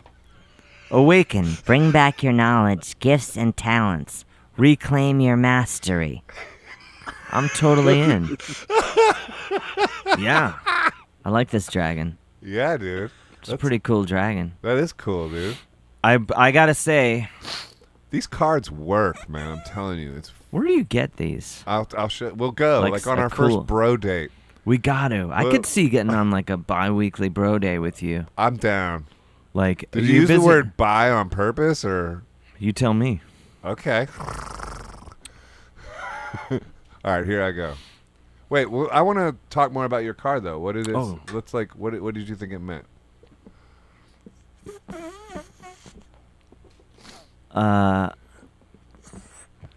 With helium, I say. Yeah. I think it means sort of what you're saying. Go get on the positive wave and instead of crashing into the sand. Yeah, and man. rise like a phoenix rather than dispersing like dust. Or Yeah. Maybe, I don't know. That was nicely put. Really nice. Oh, thanks. Yeah, man. Dispersing is probably a better word than Did you ever that. read this book called "The Obstacle Is the Way" about Stoicism? You ever No. check out? It's a great book. "The Obstacle Is the Way." I recommend it highly, and it's all about the Stoics. And it talks about you can change any situation that's adverse. You can turn it into a positive. Like there's always an opportunity in anything that happens to you. If you really like frame it in a different way, you can always use it as a leap off to positivity. Totally. That's a good thing to remember. Yeah. I want to say what's the mantra that we're gonna do all the time? The one Ho'oponopono. Ho'oponopono. I'll send you some links. I love you. I'm sorry. I Please forgive you. forgive me. Thank you. I love you. I'm sorry. Please, forgive me. Thank you. Thank you. So I love you. I'm sorry. I please. had this weird thing a few years ago, and unfortunately, it hasn't entirely stuck. But I remember it as being profound at the time and being just like, "Whoa!" I was in Australia doing the Melbourne Comedy Festival, and you've been to that side of the world, Oh, only like once. But you- or maybe twice. but the jet lag. Oh yeah, is it's fucking insane. Oh yeah.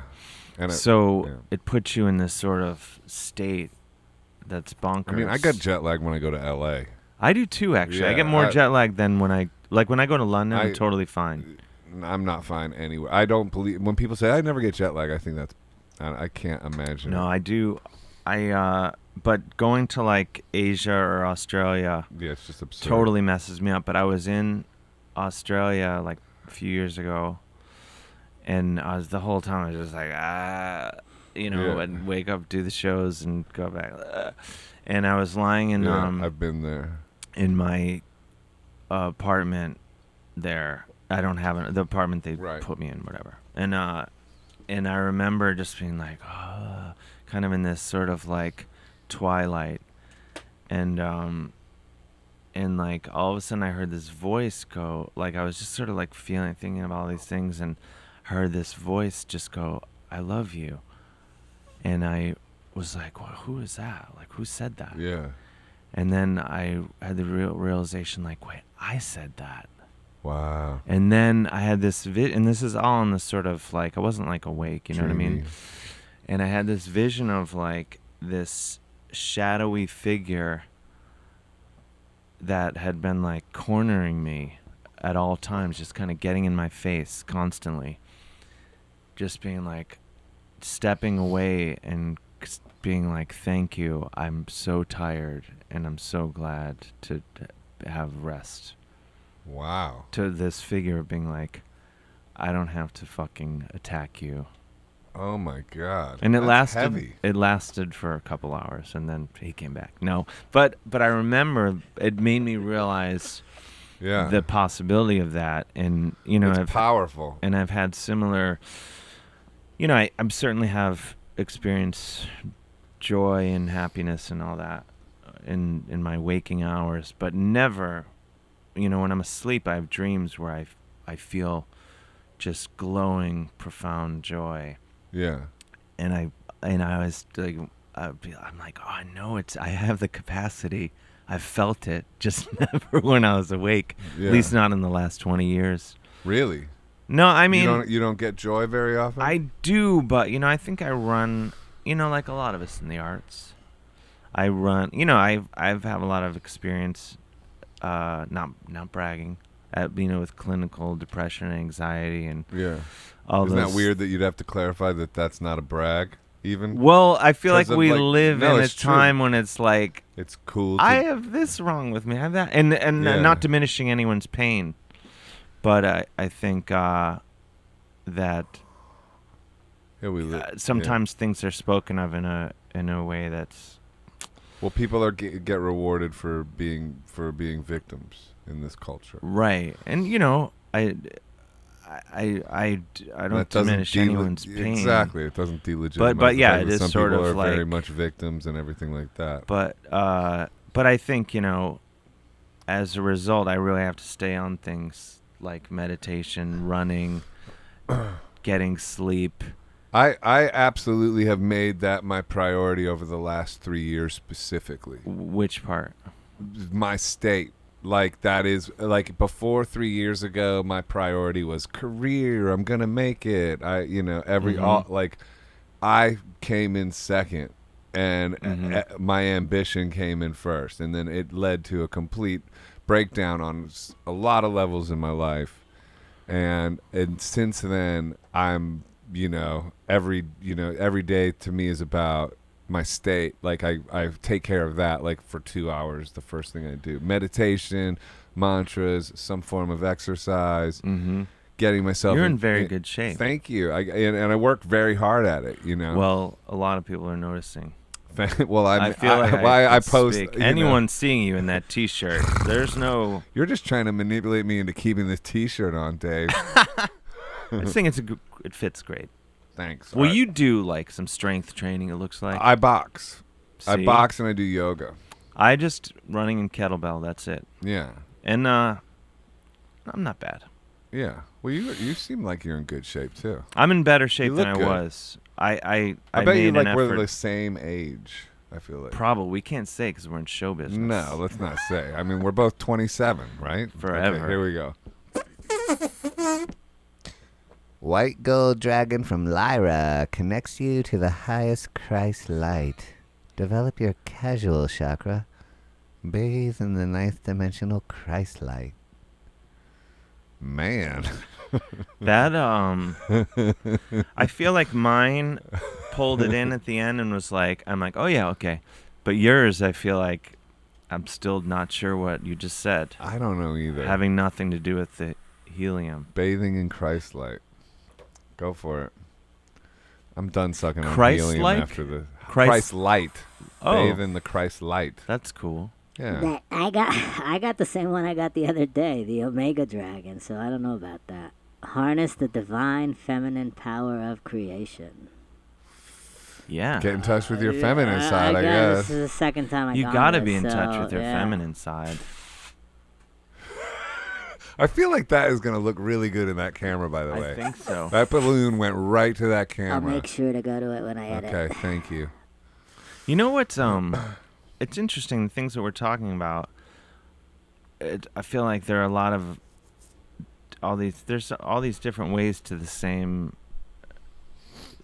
It's the same. You're trying to get to the same place. Like, I read. Did you read that book, The Power of Now? Oh yeah, I'm into all kinds of books like that, like So- all that. I really.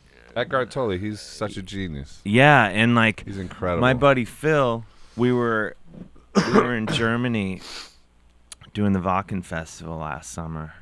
Speaking of metal, Which friend? Oh, okay, yeah, we can go the to metal. Wacken Festival. Eckhart Tolle What- and metal. what They friend go were to you there hand in with? hand. Pardon? What friend were you there with? My friend Phil Costello. We have this band called Witch Taint, and Is it's a that comedy That's show current, right? / current. Yeah, Current metal. yeah, and face makeup and all, if I recall? yeah. Oh, really? What But- kind of metal? Like, what's the closest? Ostensibly the most extremely extreme Norwegian black metal band from Gary, Indiana of all time. Really? Probably. Like super hardcore, like. No, it's But not it's really not when meant, you hear it's it. not that I'm insinuating. It's not meant as like a Tenacious G, like D. funny stuff. It's serious songs, serious. All No, the no. way? Oh, it's not. It's Okay. funny. funny? It's total. The origins of Witch Taint. It's a funny name. It goes like in 2000, like early. I'm surprised they didn't ban him for that name. I know, alone. right? early 2000, was like, I was into Norwegian black metal and things like that, but it was a time like now I feel like black metal is like in the pop culture zeitgeist and all that, and it has been for a Did while you really now. like it, or were you being subversive? I think some of the bands, I still love Dark Throne. I think there's some great bands doing it, but most, probably a lot of it I don't care for.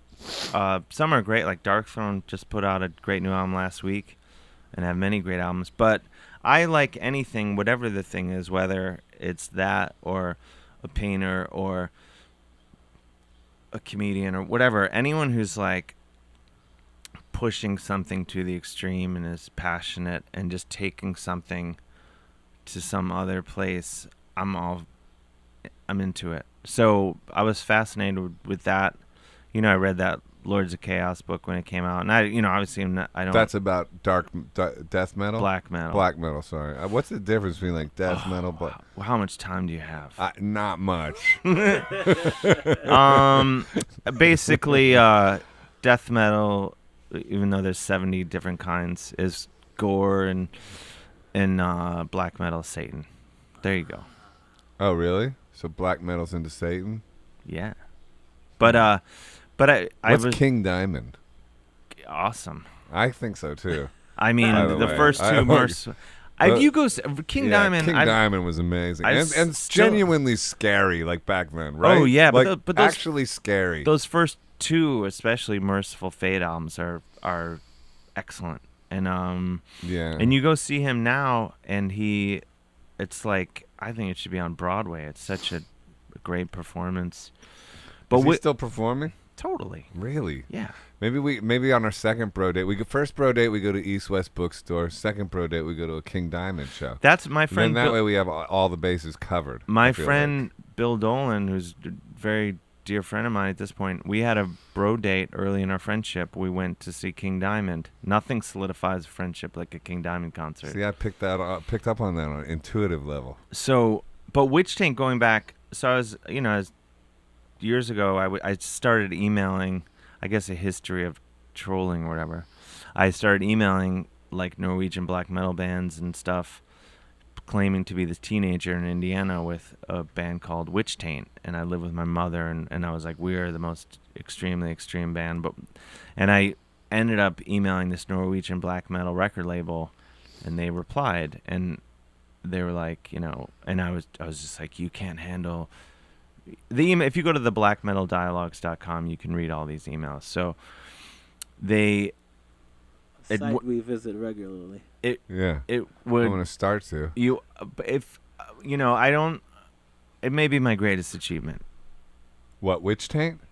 Those emails. Those emails. You emailed them asking to put out your music. Yeah, which didn't exist. Is anyone else having problems putting thoughts together since you sucked helium? Ugh. I'll say I feel a little weird. I definitely don't want to do it again. I'm definitely not doing it again for a while. And I'm Um, gonna research it more. yeah, it'd be no fap, no So- helium. yeah.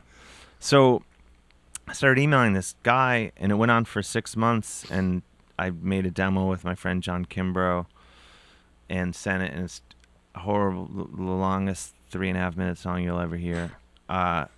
And it went on, and then, I was showing a couple friends these emails, because at the time, like, now I was like, no one even knows or cares what black metal is in America.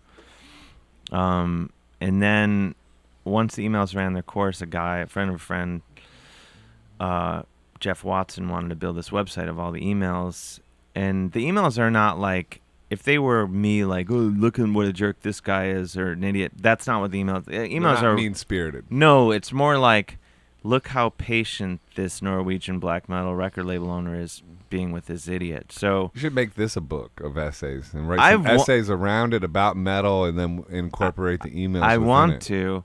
Well, so then a couple years ago, so the website went crazy for a while, and like I started making T-shirts, and I would sell them sporadically, like all over the world. And then like a couple years ago, my friend Trish Nelson was like, "Why don't you read the emails on stage?" And so my friend Phil Costello and I started doing that, and then we How'd did that go over?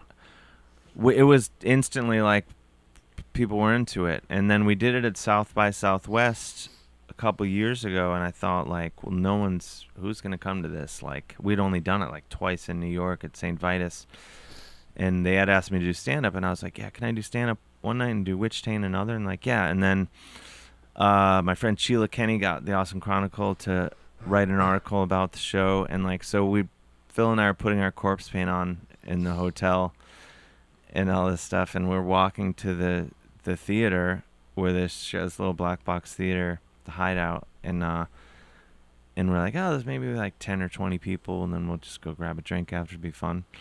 And there's a line down the block, and we genuinely like, what's going on here tonight? Right. Like, because we thought they must have a big room and a little room, because Right. like this must be for another show.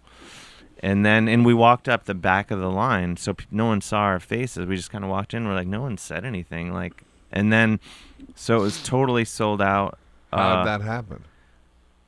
I guess people saw the article and thought it was interesting. If you build it, they will. And come. so we did it, and we came back and did it here. We did it in London, and then we got asked to do it. And I'd been doing doing comedy shows in Norway for a few years, and there's a great festival, the Crap Comedy Festival, which I had done before. And they were like, "Do you want to Crab or crap? Crap?" Crap. And which might mean something else in Norwegian, or it might not. Probably. And so they had had us do it there. And that was kind of like doing it in the belly of the beast, like going back to back to where it all began. And by this time, I'd become friendly with Fenris from Dark Throne, and I knew some of the guys in this scene, and a handful of them came out. And Fenris is like, kind of like the Godfather, or the living He's Godfather the Keith Richards of black metal, black metal, basically. And we're backstage, and the producer of the festival is like, I just got to and he's like a famous guy in Norway. They're like, Fenris is apparently in the front row, and I was like, oh shit, the jig is up. Like, he's gonna hate this, and I'm gonna be really bummed out because I want him to like it. And he loved it and was really laughing, and I was like, and that made me feel good, be like, oh, see, like, this is a positive show, which I think, it's not making fun of black metal. Yeah. It's celebrating. Exactly. Yeah. So, and then we got asked to do it at the Wacken Festival, which is the biggest. Did you see the makeup, Joe? No. Oh man. Okay, that is King Diamond like. Oh, totally. King Diamond-esque. Yeah. Wow. So, That's pretty funny. but we did it at Wacken, which is, there's 100,000 people at this festival. But even Satan is a pussy. That's funny. There you go. I actually think that's true in real life. I think the devil needs you to be weak in order to really get to you. If you're strong, the devil is weak. Absolutely. I mean, that goes for everything. Yeah. doesn't it? Yeah. But we did it. We're doing it in Germany, and they gave us our own little like comedy tent, and there's people from all over, primarily Europe, and we're looking, and it's English as a second language for a lot of them, and like, so we're like, oh, these people over here are laughing. These people here look really confused, and it was not easy, and especially you're doing it while like a metal band is playing at full volume 100 yards away or whatever. And then after when we had incorporated some songs we had written into the show by this point, and when we would play the songs, the whole place would go nuts. So after we did the show for 4 days, but after the second day we were like, fuck it, we're just being a band. Yeah. And eventually we'll combine the two things. But and also the thing, like, because I'm a musician and a comedian, people would see the ads when we would do the email show, the comedy show in New York, and be like, "Oh, that's a band." And then they would see the photos and then they'd see my guitar. They're like, "It's a band." And I'd be like, "No, it's not. It's a comedy show." So even on a flyer, it was hard to convey. So we were just like, let's go Path of Least Resistance Yeah. and be the most satanic metal band of all time. But it is totally like a super fun When's the next gig? When's the next June gig? 29th In New York? at St. Vitus. Yeah. I'm coming for sure. Let's go. It's Wanna go? honestly, I have to say, you'll have a really nice time. I can't wait. And it's not. I got it because I'm sort of in the dark with what you're talking about because I haven't seen. It this makes part. no sense My until you research see it. didn't go this And far. then when you see it, you're like, I can't unsee it. I want to. And I wanna see it again. I want to see it. It's super fun. All right. And Well, we got to wrap this up. we gotta soon. wrap it up. But I want you to pick. What do you want to be, the lion or the bull? This is another segment we're starting on this podcast. With I you. gotta go. I think lion, maybe. I was hoping you would say that because this one the mouth moves, Oh, I'm in. and I think Oh, and that looks like my sweet dog Lucy a little bit. I think the idea is we just ask each other, we interview each other as a lion and a bull. My mouth moves too. It does. How's that look, Ehud? Good. Get the mic in there. Hello. It's hard to see you. It is hard to see. But I trust that you're there. I trust that I mean, you're because here. I can see your feet. I gotta think of a question to ask you though. Or do you want to ask me a question as a lion to a bull? What do you do for yourself, like to relax? I like to impale matadors. I love when a matador gets impaled. love impaling matadors. They're asking for it. They're asking for it, and let's see. I think anytime you fuck with an animal and it kills you, you were asking for it. You deserve it, yeah. Or gores you. What do you think happens after you die? In my experience of having been on the other side of it, there'll be a lot of cookies and sandwiches Yeah. for the people you left behind. I think in the experience, when my mother died, I felt I feel like your energy, however you want to look at it, your energy or your spirit remains. So, Mm-hmm. and you're connected to the people you love. Do you still have a connection with your mom? Oh my gosh, yeah. Conscious It's- and It's conscious, unconscious, and powerful. Yeah. how does she communicate to you? I have dreams, that I wake up crying from. Wow. And it's interesting when I started having them. And I also had, like, one time at acupuncture, I felt like this hand on my leg, and I thought it was the acupuncturist, and but I could hear her on the other side of the room, so I was like, did you have your hand on my leg, and were there two people in here? And she's like, no. Anyway, and I say this stuff and some people they're like, oh, you're imagining it. But I don't think so. after my mom died, I was like, grieving for a very long time, Yeah. and still am in some ways. But you guys are still here, right? I'm here.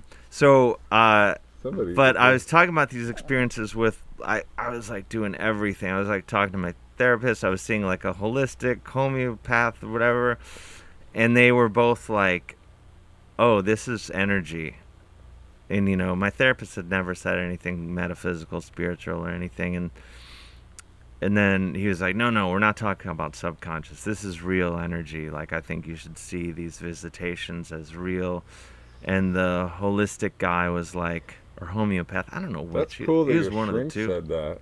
Yeah, he was like, oh, we're not on the subconscious anymore. And then That's wild. the other dude was like, however you want to look at it, whether like from quantum physics or string theory or, you know, spirituality or however, he's like, when your energy is so intertwined and connected, like you're going to be connected beyond the physical realm. So that's what I think happens. That's beautiful. It's pretty cool. It is. I mean, it makes me not... I certainly don't want to lose people, and I'm not crazy about the idea of dying, but it makes me fear neither. Yeah, exactly. I'm not really afraid either. I feel like it's easier to lose people in life than in death in some ways. And then Yeah. you almost maybe sometimes regain people in death, if that's Yeah. not too weird a concept. No, I think absolutely. Like my mother, in a weird way that I'm sure people would be like, oh, that some people would be like, oh, that's fucked. But in a way, I became closer to her In death. in death because it was no longer about picking up the phone or visiting each other or anything Yeah. like that. It was like, or if anything, it makes you realize you're always together with the people that you love and the people that you're connected with. It's in the same way, you know, like good friends. Yeah. You can, you know, my closest friends in the world, sometimes I don't see people for like years. And Yeah. then you know, you hit the ground running and no time is lost and no apology is needed for not seeing each other, you know. And also whatever personality disorders develop in life, they go away in death, and then you're just with the person's pure spirit and essence. Yeah, you'd be like, you know, Dave can no longer take the last slice of pizza. Exactly. Well, I think that's a good place to end it. We're not taking these masks off, though. Really? Should No. we just end with the mask on? No, let's take them off. Let's take because them off. I didn't shower. Can you tell? You look beautiful, Dave. I texted Ehud and asked him whether there was going to be cameras because I was like, I think there's cameras, but yeah, we wanted it to be a TV show. otherwise I was gonna wear, you know, like my tracksuit. That'd have been okay too. Um, But you look real cool. No, this is honestly, I picked it up off the floor, but I guess I like put on like some genuine clothes as opposed to A going- tracksuit. A tracksuit. Because I thought maybe I'll put on a tracksuit and run over here, because it's like a mile from my house. That's a good. And I went I'll- on a little run before this. And I was like, and then maybe I'll take a loop around and figure a way to do like a few more miles on the way home. Third bro date, we go on a run. I'm in. If not, and it's not a competition. How far do you run when you run? Usually my normal is about like 3 to 4 miles. I don't like go crazy. That's what I do. Yeah. This is really working out. And do you do fast pace or just No. leisure? I'm like not trying to be a hero with the run. Same. I'm just trying to get some oxygen and start my engine for the day. That's it. That's what it's all about. Uh-huh. Yeah. Thanks for doing this. Thanks for having me. You're and- really, and really cool, man. Appreciate you are too. you. I'm glad we're We're on bros the path now. to being We're bros. super bros. It's official. And Everybody, free Dave Hill, free speech, y'all. Come on. I could see getting to a place with you where we just text each other like, "Hey, just checking in." We gotta exchange numbers and text. Already connected, you guys. Oh, Okay, this is cool. So you did via text? Oh, because my phone's been going off. Should have turned it off, but now that I know what was happening, Thanks, Ehud. yeah, Ehud. Wonderful producing, producing, camera work. Editor. You have a sup- camera on you, right? Support. No, No, no, but we need one. We need one We're on him. waiting I've been for saying some, that the entire financial time. support to buy a fourth Yeah, camera. so support us on Patreon, Patreon. please. Listen on Like Spotify. and subscribe on YouTube and iTunes, share it. watch We on need YouTube. support, y'all. Yeah, And do, also, do that for my podcast. let's do this too. for Dave Hill. What's your podcast? I have two. I have Dave, Dave Hill's Hill. Podcasting Incident and Dave Hill History Fluffer, Nice. both on all the platforms and Patreon. Support Dave Hill. And please pre-order my new book, Parking the Moose. It's about Nice title. I should have Canada. got a, It's about should have Canada. got a moose mask had I known. I'll get you a copy of the next book. time. I'd love that. And when is it coming out? it comes out October 8th, and it's about my explorations. I spent the last 2 years exploring Canada, trying to connect with my roots. My Essays grandfather. again. It's more of a travelogue, sort of. Bill Bryson type. It's Oh, different cool. from my other books, Neat. but hopefully good. I'm gonna check Also, that out. We should also mention Valley Lodge has a new album out. Oh yeah, Valley Valley Lodge. Excellent power pop band. Thank you. Yeah, we have a new album out, Fog Machine, on TP Records. My other band, Painted Doll, we have a record out on TP Records. See how hard it is to do research on Dave Hill. He's got so many and things. we start a new Painted Doll record next week. It's me and Chris Ryford from Autopsy, speaking of death metal, and then the Witch Taint record will be out, so hopefully soon. St. Vitus, June 29th. St. Vitus, June 29th. All right, y'all. That's a wrap. Thanks for tuning in. See you later. Thanks for having me. Thanks for doing it.